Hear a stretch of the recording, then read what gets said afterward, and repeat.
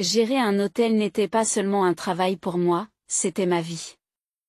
Je suis Grace, et cet hôtel était mon monde jusqu'à ce qu'il entre. Impossible de le rater, un jeune homme vêtu d'un costume qui criait l'argent, l'attention rivée sur un téléphone hors de prix. Il s'est présenté avec un sourire à vous faire tomber des nues. Bonsoir, je m'appelle Ethan. Dit-il d'une voix douce comme de la soie. Je suis ici pour quelques nuits. Il se passe quelque chose d'intéressant dans le coin, je me surpris à sourire à mon tour, un peu pris au dépourvu par son charme. Eh bien, Ethan, la ville est pleine de surprises. Tout dépend de ce que vous cherchez. Répondis-je en lui tendant sa clé. Notre conversation a été brève, mais elle a fait naître une étincelle. Peut-être était-ce sa curiosité, ou la façon dont il semblait sincèrement intéressé lorsque je parlais. Il n'est pas resté longtemps, mais lorsqu'il est parti, il a laissé un mot.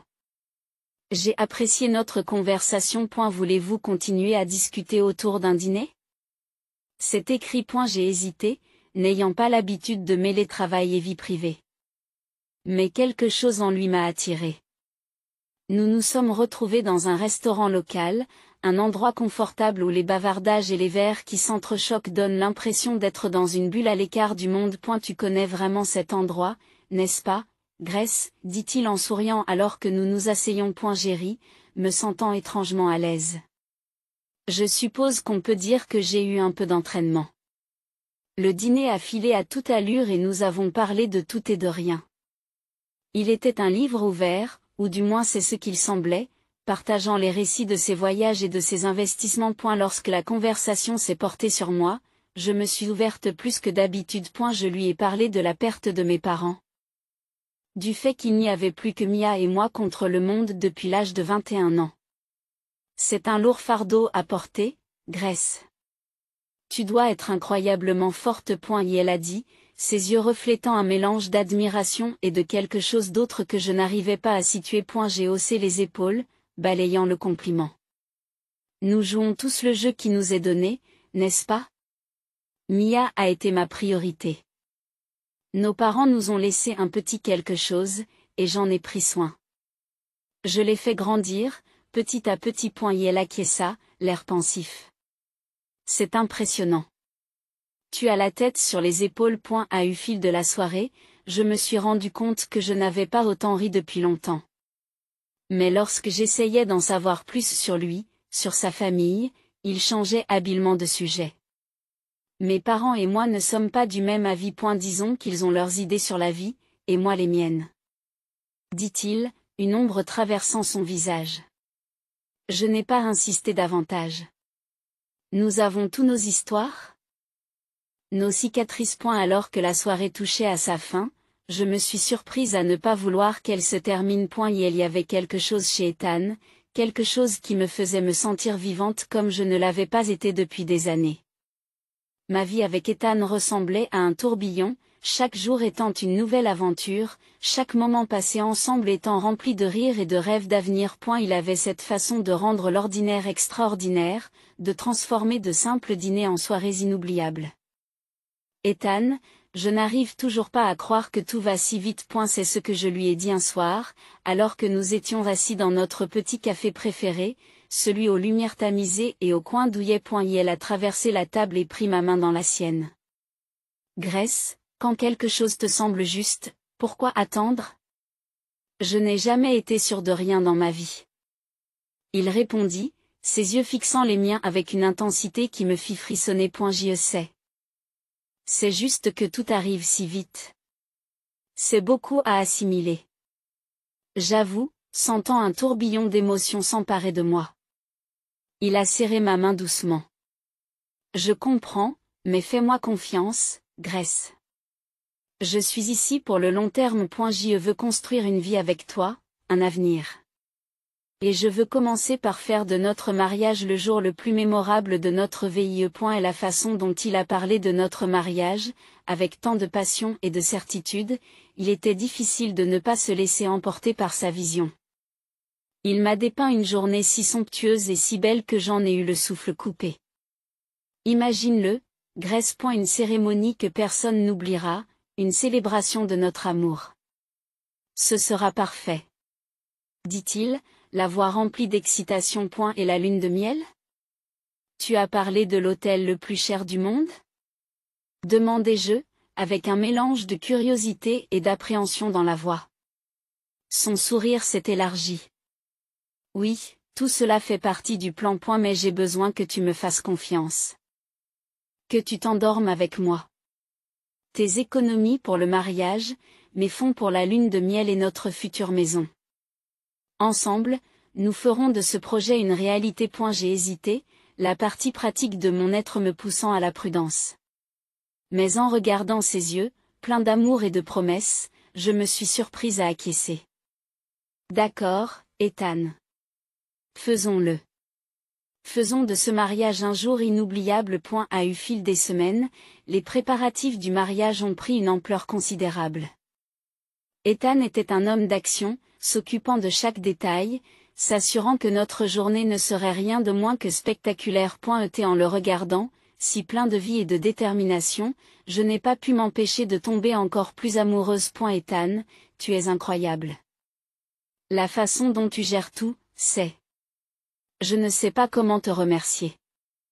Lui ai-je dit un soir, alors que nous passions en revue la liste des invités et le menu somptueux qu'il avait prévu. Elle m'a serré contre lui. Ses bras m'enveloppant. Grace, te voir heureuse est tout ce dont j'ai besoin pour te remercier. Ce mariage n'est qu'un début. Notre vie ensemble sera encore plus belle. Mais au milieu du tourbillon d'excitation, il y a eu des moments où le doute s'est insinué, chuchotant des questions, dans le calme de la nuit. Est-ce que j'allais trop vite?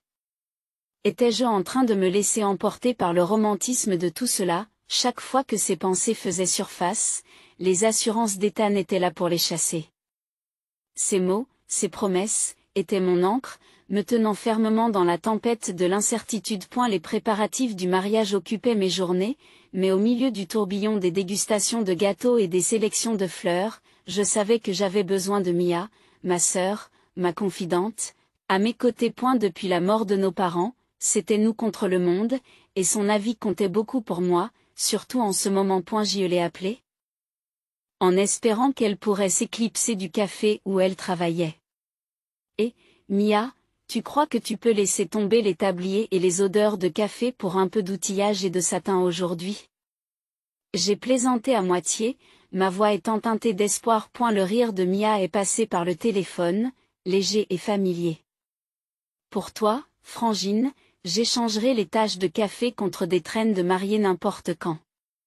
Donnez-moi une heure pour conclure, et je suis tout à vous. Le magasin de robes de mariée était une merveille de blanc et d'ivoire, les robes tombant en cascade comme des chutes de dentelle et de soie. Alors que j'essayais les robes, la présence de Mia était une force apaisante dans la tempête de satin et de paillettes. Celle-là, Grace. On dirait qu'elle a été faite pour toi. A dit Mia, ses yeux s'illuminant lorsque je suis sortie de la cabine d'essayage avec une robe qui me convenait parfaitement. J'ai étudié mon reflet. La robe épousant chaque courbe et tombant en cascade jusqu'au sol, dans une mer de tissu doux. Tu penses? Je me sens. Je ne sais pas, comme une vraie mariée. Je l'avoue, un sourire se dessine sur mes lèvres. Le sourire de Mia se confondit avec le mien, mais, l'espace d'un instant, j'aperçus une ombre passer sur son visage, rapide et troublante. Avant que je ne puisse m'interroger, elle s'est levée et a sorti une robe du présentoir. Ça te dérange si j'essaie celle-là? Juste pour le plaisir. Dit Mia, en tendant une robe magnifique qui accrochait la lumière à chaque mouvement. J'ai ri, le son étant un mélange de surprise et de plaisir. Tu as l'intention de te balader, n'est-ce pas? Ou bien y a-t-il un homme mystérieux que tu me caches? Le rire de Mia, habituellement si insouciant, contenait une note de quelque chose que je n'arrivais pas à situer. Oh, Grace, tu me connais. Toujours demoiselle d'honneur, jamais mariée. Mais une fille peut rêver, n'est-ce pas? Elle a plaisanté. Mais son regard s'est détourné, cachant quelque chose. Et la journée se déroula dans un mélange de rire et de chuchotements de soie. Mais l'humeur de Mia semblait s'inverser comme un interrupteur, son comportement pétillant habituel étant assombri par des moments de distraction. Tout va bien, Mia? Tu n'as pas l'air dans ton assiette aujourd'hui. Je l'ai questionnée gentiment, l'inquiétude se glissant dans mes mots. Elle s'empressa de l'écarter, un geste de la main effaçant mes inquiétudes. Ce n'est rien, vraiment. C'est juste le chaos du café. Tu sais ce que c'est. Mia m'a assuré, mais son sourire forcé n'a pas atteint ses yeux. Alors que nous quittions le magasin de robes de mariée, le poids de ses secrets semblait peser entre nous. Une tension tacite qu'aucune de nous deux ne parvenait à gérer. Je voulais croire qu'il s'agissait simplement du stress précédent le mariage, peut-être d'une prise de bec avec une cliente gênante. Mais mon instinct me disait qu'il y avait quelque chose de plus. Ce soir-là, alors que je me couchais, l'excitation de trouver la robe parfaite a été éclipsée par l'énigme que représentait le comportement de Mia. Elle était la seule personne qui avait toujours été un livre ouvert pour moi, mais maintenant, il y avait des pages que je ne pouvais pas lire, des mots cachés juste à l'abri des regards. Alors que le jour du mariage approchait, la joie que j'aurais dû ressentir était teintée d'une inquiétude que je n'arrivais pas à dissiper. Mia et moi avions tout affronté ensemble, mais maintenant, j'avais l'impression qu'il y avait un fossé qui se creusait, un fossé rempli de secrets et de questions non posées. J'étais loin de me douter que les réponses à ces questions allaient bouleverser mon univers. C'était un jour comme les autres, du moins c'est ce que je pensais. Jusqu'à ce qu'Ethan laisse son téléphone sonner et l'oublie sur le comptoir de la cuisine. Pendant que je rangeais l'appartement, les notifications constantes de son téléphone me harcelaient, me rappelant constamment que quelque chose n'allait pas. L'absence de mot de passe était une surprise, mais ce n'était rien comparé au choc qui m'attendait à l'intérieur. Les messages entre Ethan et Mia étaient comme un coup de poing dans l'estomac, chaque mot était une trahison qui m'a déchiré le cœur. Ils n'avaient pas seulement une liaison, ils avaient l'intention de m'écarter comme si je n'étais rien, comme si toutes les années de fraternité avec Mia avaient moins d'importance que la saleté sous leurs chaussures. J'ai lu et relu le message de Mia, avouant sa grossesse avec l'enfant d'Ethan. Les mots se brouillaient tandis que les larmes obscurcissaient ma vision. Je n'arrive pas à croire qu'on ait réussi. Elle est tellement idiote, elle tombe dans tous les mensonges. Et maintenant? Avec le bébé, nous pouvons enfin être ensemble, comme nous l'avions prévu. C'est écrit. Le monde autour de moi semblait tourner, un carrousel de tromperie et de trahison. Et la réponse d'Ethan n'était pas meilleure, déclarant son amour pour Mia et son impatience de me voir humiliée, évincée de mon propre mariage. Elle n'est qu'une vache à lait naïve. J'ai hâte de m'en débarrasser et de commencer notre vraie vie ensemble. Ce mariage sera parfait, grâce à son argent, a-t-il écrit. Je suis restée assise, le téléphone lourd dans la main, une tempête d'émotions se déchaînant en moi.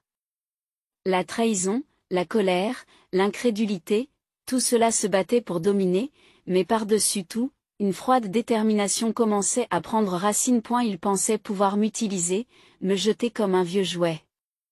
Je leur montrerai le prix à payer pour avoir sous-estimé Grace Anderson. Quand Ethan revint, son attitude insouciante fut comme une gifle.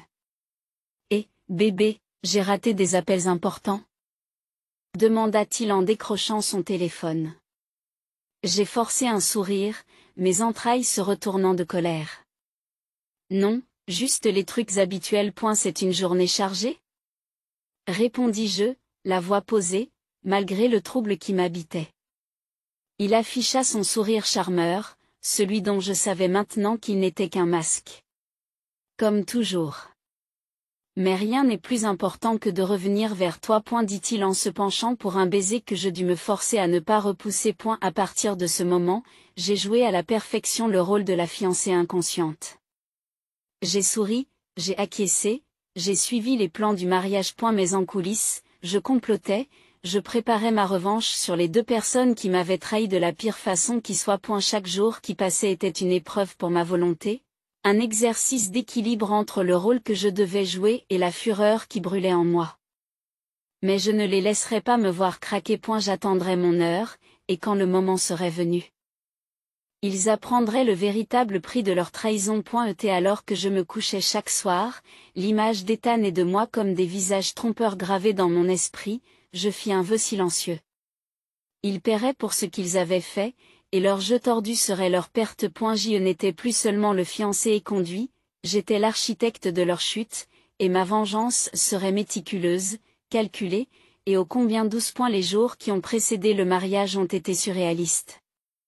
En apparence, tout était parfait, les fleurs, la liste des invités, la robe. Mais sous la façade de la perfection se préparait une tempête de colère et de trahison que je tenais fermement à l'intérieur. Ethan était comme d'habitude, tout sourire et affectueux, parfaitement inconscient de la tempête dans laquelle il était sur le point de naviguer. Grace, tout se met en place, si magnifiquement. Ce mariage va être le sujet de conversation de la ville. M'a-t-il dit un soir, alors que nous passions en revue les derniers préparatifs. J'ai acquiescé, mon sourire s'étant exercé et poli. Oui, ce sera un jour inoubliable. J'ai répondu, les mots étant empreints d'une signification qu'il ne pouvait pas saisir. Mia était plus difficile à affronter. La sœur que j'avais aimée et protégée était désormais une étrangère, ses moindres mots et gestes rappelant sa trahison. Pourtant, j'ai gardé mon masque fermement en place, le masque de la sœur aimante, ignorant béatement le couteau qu'elle avait planté dans mon dos. Grace, tu gères tout si bien. Je ne sais pas comment tu fais. M'a dit Mia un jour, alors que nous finalisions l'attribution des places. Je l'ai regardée, la sœur que je croyais connaître, et je me suis forcée à rire. Oh, Mia, tu me connais. J'ai toujours eu le don d'organiser le chaos. Ai-je dit, l'ironie de la déclaration ne m'ayant pas échappé. À mesure que le jour du mariage approchait, la tension devenait presque palpable. Une corde raide que je suivais avec précision et attention. Le téléphone d'Ethan était désormais toujours gardé, ses conversations étouffées et précipitées. Mais cela n'avait pas d'importance. J'en avais vu assez, j'en savais assez. Le matin du mariage s'est levé clair et lumineux, une belle journée pour un beau désastre. Alors que je me préparais, le reflet dans le miroir montrait une mariée sereine et posée. Mais derrière le voile et le maquillage se cachait une femme en mission, une femme qui ne serait plus un pion dans le jeu de quelqu'un d'autre. Mia est en retard, hein?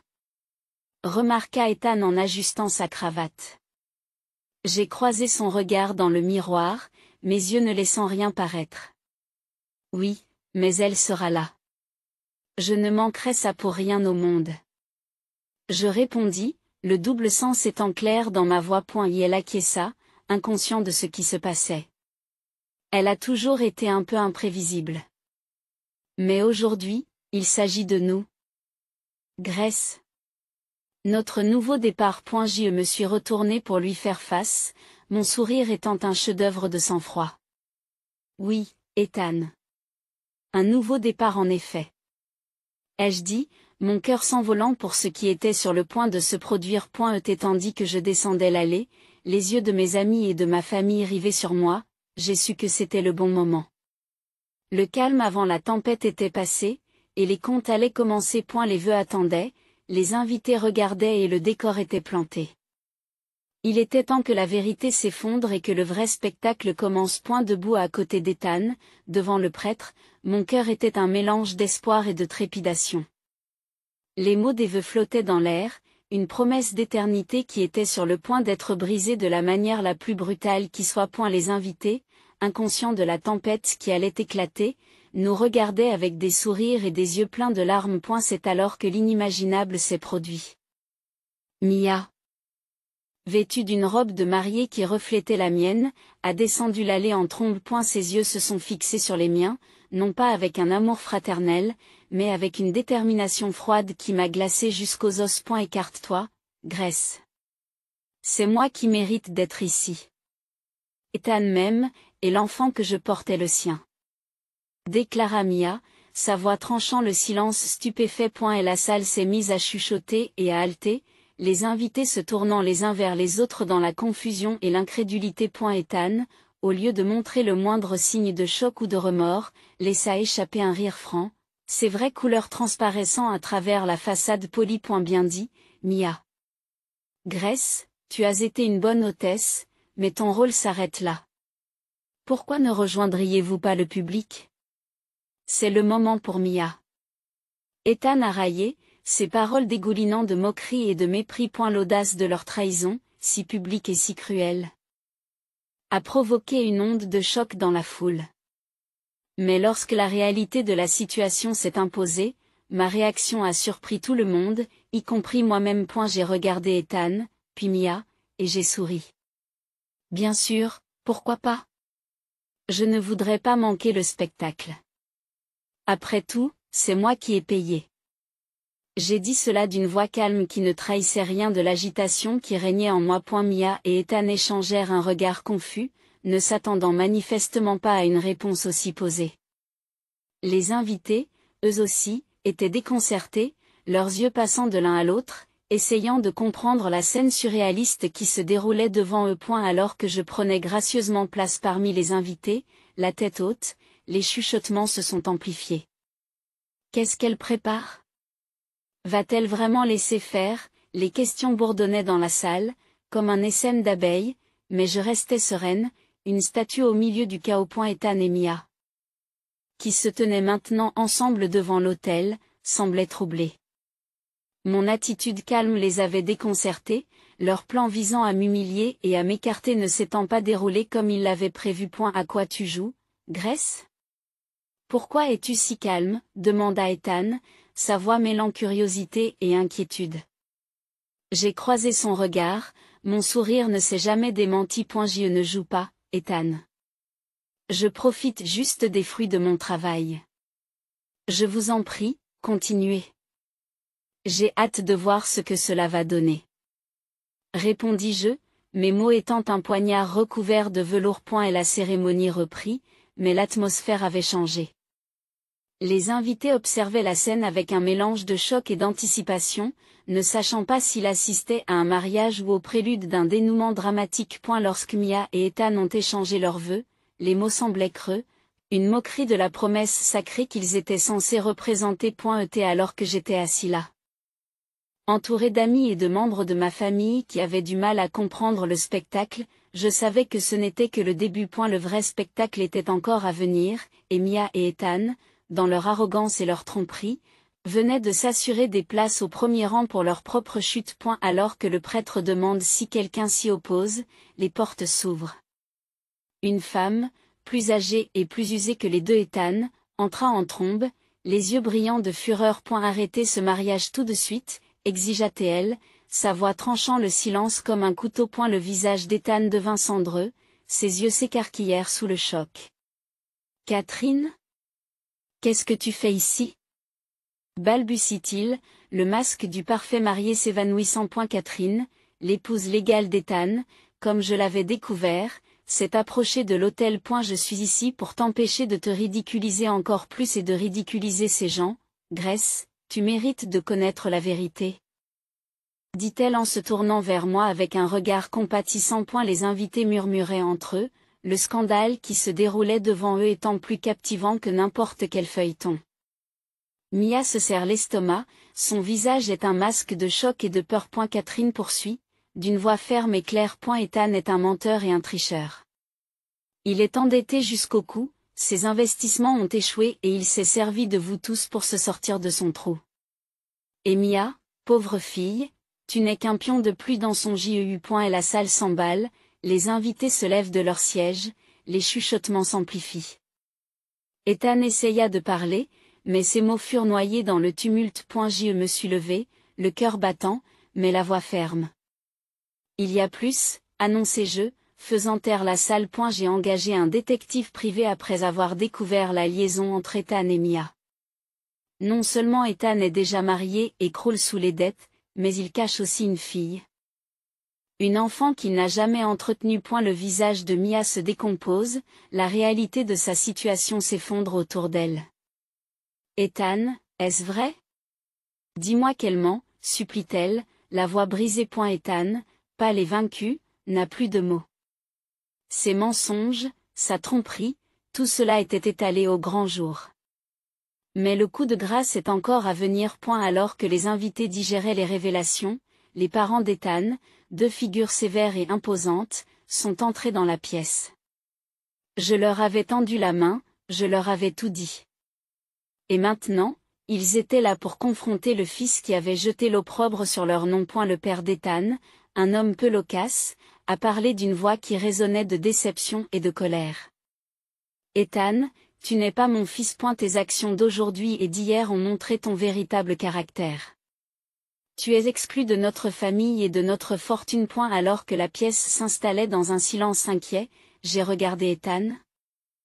Mia et les rêves brisés qu'ils avaient essayé de construire sur la base de la tromperie. Et la douleur de la trahison palpitait encore dans mon cœur, mais en me tenant là, au milieu des ruines de ce qui devait être mon plus beau jour, je savais que ce n'était pas la fin de mon histoire. Par la suite, je me suis retrouvée dans les couloirs froids de la justice, cherchant à obtenir réparation pour les dommages causés par Ethan. Et la salle d'audience me semblait être un autre monde, un endroit où la douleur et l'humiliation que j'avais endurée se traduisaient par un jargon juridique et de la paperasse. Ethan, tu n'as pas seulement rompu une promesse, mais tu as aussi brisé la confiance et exploité la générosité. Tu me dois plus que des excuses. Tu me dois une compensation pour avoir bouleversé ma vie. Je le dis fermement. Ma voix résonne dans la salle d'audience silencieuse. Le marteau du juge résonna comme un coup de tonnerre dans le silence tendu. Le tribunal se prononce en faveur du plaignant. Le défendeur est condamné à payer $50 000 de dommages et intérêts pour la détresse et la perte financière causée. Il a déclaré que ces mots étaient une bombe pour mon esprit blessé. En sortant de la salle d'audience, le fardeau des derniers mois me paraissait plus léger. Justice avait été rendue, mais le chemin de la guérison ne faisait que commencer. Les problèmes d'Ethan ne se sont pas arrêtés à moi. Catherine, son épouse légale, nourrie par la douleur et la fureur, s'est lancée dans sa propre bataille juridique, exigeant une compensation pour son infidélité et la négligence dont il a fait preuve à l'égard de leur enfant. L'homme autrefois suave et confiant était désormais empêtré dans une toile qu'il avait lui-même tissée, ses mensonges et ses tromperies ayant fini par le rattraper. Mia, ma sœur, la personne en qui j'avais confiance et que j'aimais plus que quiconque, s'est retrouvée seule et abandonnée. Ethan avait fui la ville, la laissant affronter les conséquences de leurs actes. Elle était enceinte et effrayée, bien loin de l'insouciance et de la joie de vivre qu'elle avait connue autrefois. Grace, je sais que je n'ai pas le droit de te demander pardon. Mais je suis perdue et je ne sais pas quoi faire. Mia m'a supplié un jour, les yeux remplis de larmes. Je l'ai regardée, cette sœur pour laquelle j'aurais fait n'importe quoi. Mia, tu étais ma famille, mon sang. Mais ce que tu as fait, je ne peux pas l'oublier ou le pardonner. Tu as choisi ton chemin, et maintenant tu dois le suivre, tout comme je suis en train de suivre le mien.